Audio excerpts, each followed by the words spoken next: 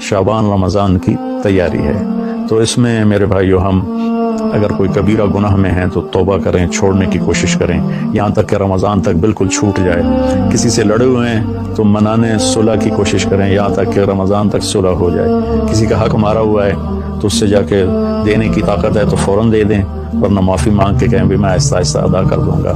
ये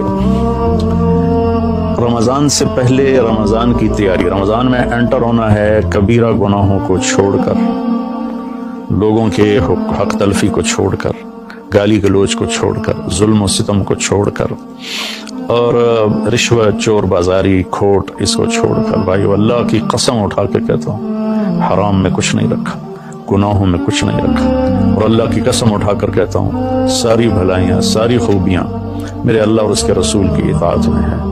अल्लाह के वास्ते हम बाकी गुनाहों से भी तौबा करें।